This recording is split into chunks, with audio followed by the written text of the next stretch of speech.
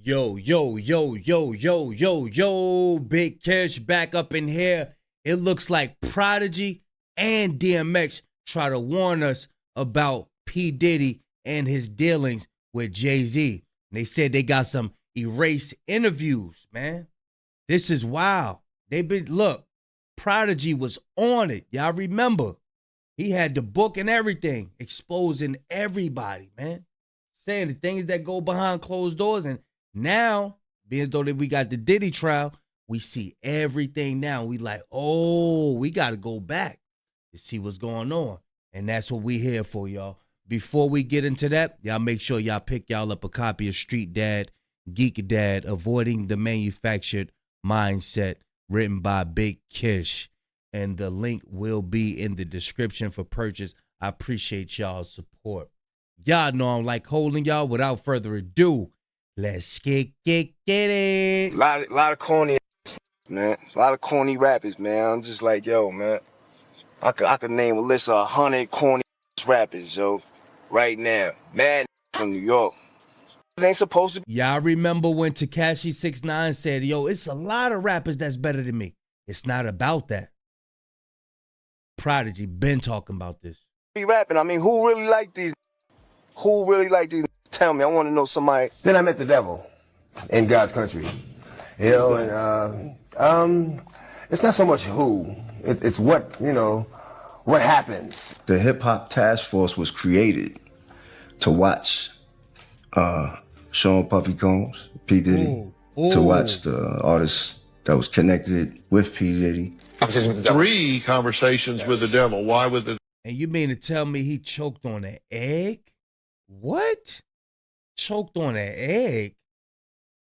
Where they do that at? devil? Well, to make a fair decision, I think you have to be aware of both sides. And I was approached, so of course I had a conversation. It doesn't mean I rode with him Sure. or believed him. I just was able to recognize him by what he said to me and what he offered me. Say, oh.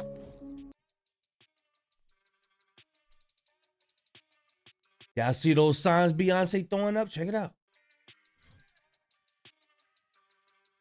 If you're old enough to remember when hip-hop wasn't just viral clips and sound bites, but real stories told straight from the source, you know how frustrating it is when some of the most important interviews just vanish. Countless hip-hop interviews and stories have mysteriously disappeared over the years. Clips wiped from YouTube, recordings erased, entire conversations scrubbed like they never happened. Whenever artists start exposing the dark, behind-the-scenes power plays in the industry, those voices tend to get silenced fast. And this is exactly what happened to some of the most important interviews with DMX and Mobb Deep's Prodigy. Both of them openly warned about the dark side of the industry and even named powerful figures like Diddy and Jay-Z while also exposing who the real puppet masters are behind the scenes. The group that was formed like in the 1700s, something like that, 1600s. This dude named Adam Weishaupt. He started this group of people, like powerful, rich people that basically can shape popular opinion and the way, you know, the world is gonna move forward. But just like many Always pushing the agenda. There's propaganda. I'm telling y'all, man. Telling y'all. This stuff is like, yo, and then when you really do your studies and you do your knowledge, your brain has its own way of correcting itself, right? So that's what they try to prevent. This is why they always trying to push something onto you. They coming out with the new this. They coming out with the new that. A holiday will come. The holiday ain't even finished out. And they on to the next holiday. Because they know when the brain is left alone, you're going to start to notice, like, hold up, why am I following this stuff? I don't want to deal with this. This is why they don't lose sleep. While you sleep, they at the round table gossiping about what type of things they could put in front of you for you to go spend all your money on, so you could just be sitting up there just following stuff unknowingly. You know what I'm saying? I'm telling you, y'all, check it out. others before them. Many of these interviews where Prodigy and DMX spoke out have been scrubbed from the internet and memory hold. Why? Because the truth they exposed threatened the very people running the show. DMX hinted in interviews about an industry built on control and coercion where certain moguls keep artists under their thumb. And both Diddy and Jay-Z's names come up again and again in these conversations. Prodigy, who definitely was not shy. Yo, if Prodigy, DMX, Pimp C would have got together, what? You know the type of force that is? Come on, man. About exposing the industry, often talked about a group of powerful people who pull the strings, not just in music and entertainment, but society at large. And while a lot of the footage where they talked about this stuff has mysteriously disappeared, some clips still survive. So let's break down what DMX and Prodigy were really trying to warn us about, and why someone might not want you to hear it. A lot of times people say, you're a conspiracy theorist, you watch too many movies or something like that, you know? But a lot of stuff I was learning was very real. Okay, let's start with DMX and his warnings about the devil in the industry. Back in 2007, DMX went on HBO's Def Poetry Jam and performed his powerful poem called The Industry. It was a big moment, and X wasn't holding back. He exposed how the music game really works and how artists are pressured to sell out or play along just to survive. The industry, man, it's not the same. Doesn't have to do with talent. It's about playing the game. The industry, real is dying to get in. The industry, just to find they don't fit in. Damn. The industry ain't what it used to be. The industry's trying to control the way you MC. They want you to dress like this and talk like that. But I'm going dress like this and talk with the bat. The industry got your word meaning nothing. The industry, what you heard, because he's bluffing. The industry, money, hate, but I dare you to try to take a thing off my plate if you ain't got a strong mind. The industry will break you down, it's a matter of time. The industry, vultures with nothing to feast on. See me, I'm getting my beast on. The industry, stay in the dirt, play in the dirt, test the wrong one in the industry and you will get hurt. I'm not an industry artist. I'm an artist in the industry. Industry. There's a lot of people that's been turned out, and their moral compass is turned around completely. They don't have one. And they use those people to try to reel in the people that do have morals. You know what I'm saying? Then they turn, I'm telling you, the devil goes seeking that whom he may devour. That's what he do. The devil go around the whole earth just trying to seek who can he devour. And if you're weak, he can get you. Dead or alive, new artists to sell their souls in the way they survive. The industry don't give a about you, but the industry couldn't make a dime without you. DMX didn't just talk about shady contracts and record label beef. He believed all this was part of a bigger spiritual war happening behind the scenes. Whenever I went through something, it brought me closer to God. And I stayed into something. So now I'm closer to God. But being closer is hard. The attacks get stronger, become much harder to fight, and they last longer. So that's what it's always been. Joy, pain, dark with the light, sun with the rain. With the right perspective, there can be something to gain. Look for the good and the bad, not the sun when it rains. With the right perspective, it could be something to gain. You get the good with the bad, the sun, the rain, but with the right perspective, you can have something to gain. It's all about perspective, how you look at it. It could be like you could be at your lowest, you know what I'm saying? But if you had the spirit that God could give you, because God controls the spirits. If you had the spirit of joy and happiness, then when it's time for you to be at your lowest, it won't mean nothing, because God bless you with the spirit to be happy. He could bless you with the spirit to be happy when you at your lowest. That's why you want a tight relationship with the Creator, because only He can make you feel the joy. You know what I'm saying? Even at your lowest, He could still put a smile on your face. But you gotta have that connection with Him. Gotta have that connection. I'm telling y'all, man, it's deep. In his music and interviews, X often mentioned dealing with the devil and hinted that certain people in the industry were tied to that dark energy, and their job was to push artists to sell their souls. One of the wildest moments came in 2013 when X went on the Dr. Phil show and said he had not one but 3 encounters with the devil. And he explained that to really understand the world, you have to see both sides and make your own choices.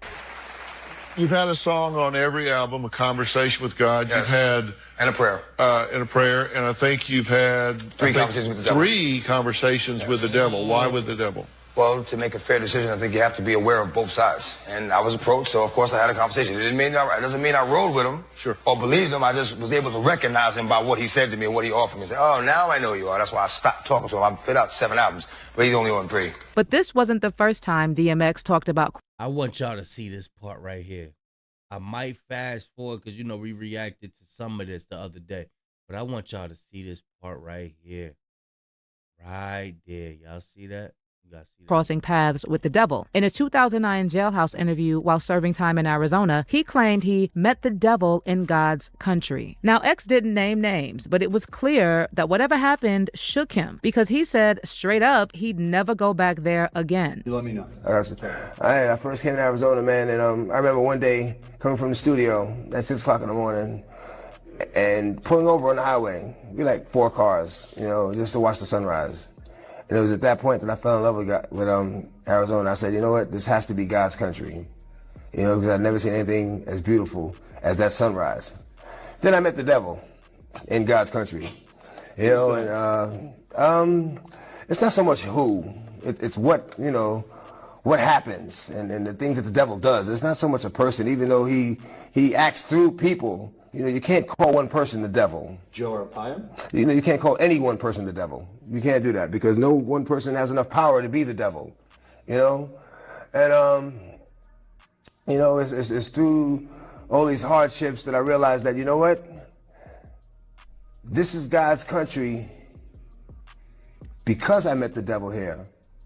Because if I hadn't met the devil here, I wouldn't realize I was strong enough to overcome the obstacles that the devil would place in my path. And it's by overcoming these obstacles that I realized that this is God's country because he helped me get over these obstacles. He helped me get over these hurdles. Okay, so but when you're done here, when you're out of here, I'm not looking back. You're not coming back? No, I'm not coming back. I'm not coming back for a show. I'm not coming back for a visit. I'm not even driving through the states. If I'm in a plane and they got to fly over it, I'm going to go around. So what did DMX really mean when he said he met the devil in Arizona? Was he just speaking in metaphors or was he hinting at something real? Maybe he had a run-in. Yeah, we seen something. We're going to get to this part and we're going to get to Prodigy part because we reacted.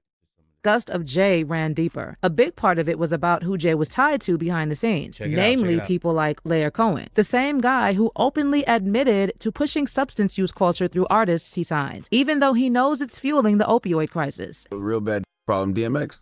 I'm so sad. DMX, there's 2 people inside of him. And the Earl. Who else be stuttering like that? I'm telling y'all, when people be stuttering like that, you gotta pay attention to them. You gotta pay attention to him. They said he's openly admitted to pushing the use of illegal substances, y'all. Is one of the nicest people. I put him up in Lake George. Earl loved being silent with a fishing pole. I shit you not. He just would stay on that dock hours and hours and hours. Yeah, away from hours. You.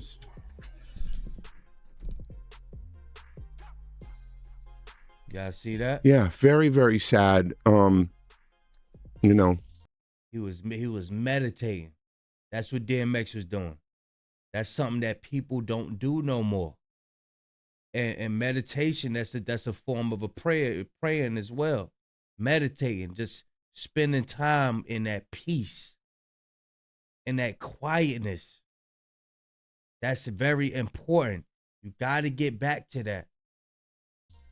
I think the opiate problem, the syrup problem, is the biggest problem that I've ever seen and I've ever faced, and been a part of. And I can't with it. You know, the crack thing was devastating, but at least the rappers were bringing a spotlight to you becoming a fiend. Right. Okay. And I thought that spotlight, head crack, helped, even though it was harsh and really really rough. Why he stuttering so much? Why is he stuttering? Check it out. Particularly on women. But I think it helped change the course of the crack epidemic. I don't know what's this opioid thing, man. But being a crackhead wasn't cool you, back then. Being a crackhead wasn't cool. Now they seem like they're making it cool to be drinking lean and syrup and it's the most dangerous. It's the most dangerous thing that's facing our society. So why sign an artist that would promote that? Listen, pay attention. Why sign an artist that promote those things? If it's so terrible, why sign an artist that will promote that? Let's see his answer. Let's listen to his answer, y'all. Let's listen to the answer. Because I already answered that question. You weren't paying attention. She asked me talent or issues, and I said talent. But I have to. I can't give up on people. But I'm saying that's hypocritical, though. You're saying it's opportunistic. Yeah. I got people to feed. DJ Envy laughing. DJ Envy laughing. I got people to feed. So he's letting you know he's an opportunist. He don't care if he signs somebody that's promoting the use of illegal substances and how it's affecting our people. He's letting you know that I got people to feed. My community need to eat. I don't care if your community is on these substances or whatever.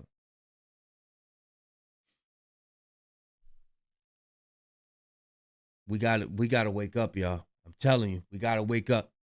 There's some demons out here. We up against a devil. We ain't got time to be going back and forth with each other. We got bigger fish to fry. We do not have time to be going back and forth with one another, arguing about little petty stuff. God said, how could you love him and you hate your brother in your heart? We walk around hating each other, right? But then turn around and talk about, yeah, I love God. God said, no, you don't. No, you don't. Because you see your brother every day. You never seen me. And you hate your brother.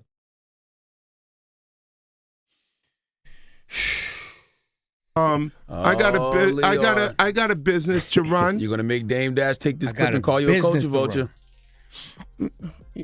Who's Dame Dash? You brought him up. I don't even know him. So you bring his name up. I don't even know him. So y'all made a lot of money together. Made a lot of money. Come on, Lyor. Don't do that to him. I don't know him. I really don't. So, I don't know what to tell you. I won't be complicit. And this is the same man that Jay-Z referred to as his mentor. There you go. There you go. There you go. Jay-Z refers to him as his mentor. Check it out. And this is the same man that Jay-Z referred to as his mentor. In his memoir, Decoded, Jay wrote, Lyor Cohen, who I consider my mentor, once told me something that he was told by a rabbi about the 8 degrees of giving in Judaism. Now, Lyor is definitely one of the biggest power players in the game, but he's also wrapped up in a lot of controversy. There's even a conspiracy theory that he might be a CIA plant, using his influence to push certain agendas in hip-hop. And the reason people say this is because Lyor has been caught on camera slipping coming up with sketchy stories about his past. Like in his 2023 Vlad TV interview, when he first said his mom was just a housewife, but later on in the interview, he let it slip that she actually worked for the Israeli government. Incredible parents, 3 other brothers, and just a loving, happy family. My dad was the head of psychiatry for Kaiser Permanente, and my mother was just a housewife and raising children, and just remarkable period of my life. Now, I've always assumed that you were born in Israel because you have a slight accent when you speak. Have you heard this before? Yeah, so my parents weren't immigrants because they weren't staying here. Okay. So my biological father was coming here just for his education. And my mother worked for the Israeli government. Mm-hmm. And so when I... What are we doing? What are we doing? These people can't be leading no hip-hop. These people can't be leading us, man. I was born, I went straight back to Israel. Oh, so you stayed there for a while. I spent my first 3 years in Petach Tikva. Uh-huh. Okay, and after you graduated, you went to go work for the Bank of Leumi? Yeah, Bank Leumi is the National Bank of Israel. Uh-huh. My mother got me the job, and it was just when the Shah fell in Iran, and all of the Jewish Persians came straight to Beverly Hills. So we were counting money there. A lot of money.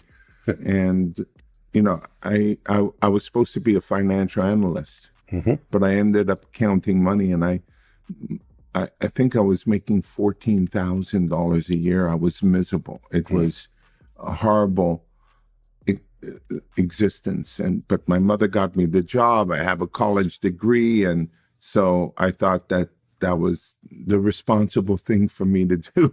Yikes. By the way, Jay-Z himself has faced allegations of being an informant and having ties to government agencies through his right-hand woman and president of Roc Nation, Desiree Perez. Why is the industry bowing down to Desiree Perez? Is it because of her connection to Jay-Z? It can, because a lot of people is connected to Jay-Z. There's a lot of agents and employees at Roc Nation. Desiree Perez just happens to have the juice. And one can say it's probably the ties to the cartel.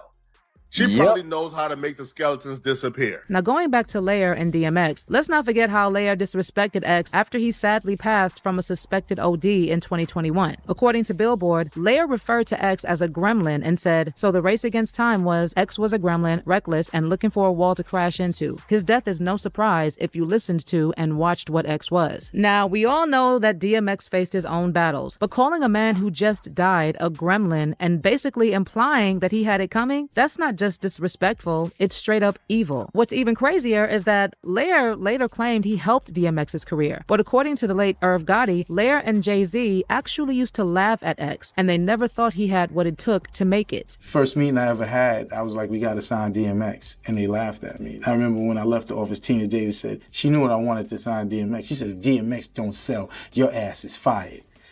Jay and Dame did not believe in DMX. Jay would be like, you think he's better than me?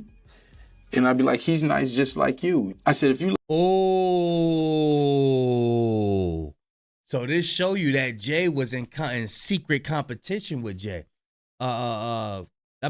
Jay was in secret competition with DMX. DMX smashed Jay in the battle rap. Y'all go look it up. DMX and Jay-Z battle rap. DMX smashed him, bro. And that now is coming out. Jay-Z asked him, you think DMX better than me? He was jealous. X brought it out too. He was like, yeah, he trying to hold my career back. And I'd be like, he's nice just like you. I said, if you look in the hood, there's less of like you and more like him. Yeah, but don't want to live that. He's depressing, Gotti. And I said, I don't give a f. So Jay used to watch me grind with X, and he was off with the Hitman. And then something strange happened when I made Get At Me Dog. If you remember at the beginning of the video, it's the heartbeats, toom toom, DMX, toom toom, live at the tunnel. Y'all don't even remember the tunnel. Funk Master Fix Doom Doom. And then I put that sound bite. Let's take it back to the streets, mother. Dum dum. The videos flashing, f***ing up your eyes. It caused change. And now it was no more shiny suits. We back to the hood and no more shiny suits around this time, Styles. Hey, look. No more shiny suits. That's Diddy, you know. Diddy, look, I'm telling you, man. Jizza said it. He was like, record labels, should have pumped it when I rock it. So stingy, they got shit on deep pockets. He said this goes on in some companies with majors are scared to death to pump these. Ah, man, what Jizza said. I forgot, man. But yeah, so, he said something, but yeah. The gritty, the grimy, the real hip hop, talking about the streets and the things that we went through and what we could do to overcome. They hated rap like that. This is why they liked it Puffy. Because Puffy was going to bring you the shiny suits and the shiny shoes and all of that. You know what I'm saying? And Jay was down with that too. They was down with that too.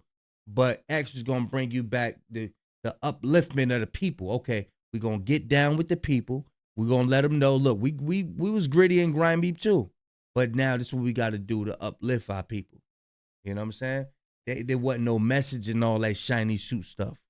They were just pushing the agenda to get your low chakras and your low frequencies. They wanted your low freak. They wanted you to be operating in your low frequency. Them shiny suit ninjas. X is the leader of this revolution. I used to put on the wall a triangle with 5. And they was like, they used to clown me. And they used to be like, who's gonna buy his records, Gotti? Chihuahuas, he's barking. No one wants to hear that bullshit. And I'd be like, yeah. So 5. It was no more writing on the walls. It was, y'all can get behind me. I used to tell Lyor in the midst of the whole staff, and I would tell him, yo, shut the fuck up, yo. I said, you work better when you shut up and get behind me. Now this is what we doing. And he would shut up. All right, now, if we're talking about people who called out Jay-Z and his powerful connections, then died under suspicious circumstances, we have to mention the late, great Prodigy and his warning about the Illuminati. And I know some folks roll their eyes at the word Illuminati, but Prodigy swore there was a real truth behind it, and it's way darker than these so-called conspiracy theories. I still had no fear in my heart, you know, about speaking my mind and letting people know what time it is. There's no reason for me to fear because it's really nothing. There's nothing they can do besides and I'm not afraid of that. Ritualistic and rituals on little, you know, they little kids doing satanic rituals. Like this stuff is really going on in this world. Like, you know what I mean? You got you know, sick people like Jeffrey Dahmer and different people like that. And I believe that it was a different background to it, why he was doing what he was doing. I think it was some ritualistic things going on. Now, as for Prodigy and Jay-Z, they had a messy beef dating back to the late 1990s and early 2000s during the peak of New York rap rivalries. Jay later claimed they squashed their beef before Prodigy passed. But things took a dark turn when a letter Prodigy wrote from jail leaked online. And while this letter has been wiped from most major outlets, if you dig around obscure blogs and old forums, you can still find it. So in that letter, Prodigy claimed that Jay-Z knows exactly who runs the industry and society behind the scenes. But instead of warning his people or speaking out, Jay chose to side with those same powers for his own gain. Prodigy wrote, "The government, religions, politics, the Federal Reserve, IRS, and everything we believe and live by is a joke. Jay-Z knows the truth, but he chose sides with evil in order to be accepted in the corporate. Jay-Z conceals the truth from the black community and the world, and and promotes the lifestyle of the beast instead. Prodigy also promised that he would continue to relentlessly attack Jay-Z, Illuminati, and every other evil that exists until my lights are put out. I fear nothing and no one, Prodigy added. I'm fearless because the truth has set me free from the Illuminati mental enslavement, and I have been empowered by God and the universe. What's also wild is that just 5 months before he died, Prodigy dropped his final album, Hegelian Dialectic, the Book of Revelation, where he went all in on secret societies, hidden agendas, and the powers pulling the strings behind the scenes. On top of that, he was reportedly working on a full-on musical based on his Illuminati theories. But then, out of nowhere, his life was cut short on June 20th, 2017. Now let's get into the part that's got a lot of fans side-eyeing the official story. Prodigy had sickle cell disease, so most people assumed he died from complications. That's what I thought. They turned around and said he choked on an egg. What? Where they do that at? But when the coroner's report came out, they claimed he choked on a boiled egg in the hospital. Seriously, y'all, a boiled egg. The whole situation was so strange that Prodigy's family ended up suing Spring Valley Medical Center in Las Vegas. They said the hospital didn't take care of his IV properly and failed to keep an eye on his oxygen levels, even after doctors gave clear instructions to do so. But no one ever explained how it's even possible to choke on an egg while in the hospital. And let's be real, most of Prodigy's fans never believed that whole egg story anyway. A lot of them still think he was silenced because he was digging too deep and speaking too openly about the Illuminati and the elite circle that Jay-Z and Diddy are allegedly tied to. So when you look at everything DMX and Prodigy said, the names they dropped, the secrets they exposed, and the dark agendas they warned us about, it's hard not to wonder if they were targeted for speaking out. Both men called out Jay-Z and Diddy, and the shadowy forces run. Yeah, I remember when I said that the mind has a way of correcting itself when left alone. Look at some of these guys that's getting older. What do they turn into? They turning into eating healthy. Look at Prodigy, start eating healthy. Look at Styles P, start eating healthy, juicing and all of that. Look at Redman. Redman been making his rounds on the internet. Eat healthy, fasting. I'm telling you. And you know, a lot of times people get health scares as well, and that'll prompt you to start eating healthy and all of that. But yeah, as you grow and Satan's tactics that he used, it starts to get old because it's repetitive. That only work on the youngins because it's new to them. You know what I'm saying? But as you get older, you're like, hold on. That 2025 car is the same exactly as that 2023 car. And then the 2027 car, they're going to make some little enhancements. And it's the same. And you're going to start to see this over the years. And you're going to be like, you know what? Let me just get this old car. And it gets me from down. It's starting to sink in point A to point B. But you apply that scenario to everything else with the clothes, with the jewelry, with everything. They running out of stuff to feed us. But they have to keep trying to come up with something new so we could, go out and spend all our money. Go out and, even with the liquors, that gets on my nerve. Every year, every 2 years, they come out with some type of liquor and got everybody talking about it. Like, it's the same damn thing. Same old liquor like it was a couple years ago. Ain't nothing changed. I don't care what they say. Yeah, this is more cleaner. Yeah. This one of their favorite ones. Yeah, you don't wake up with a hangover with this. Yeah, we gotta wake up from this stuff, y'all. We got to wake up from this stuff, man. But y'all let me know what y'all think. I'm gonna leave a link in the description. Big Kish signing out. I'm going, y'all.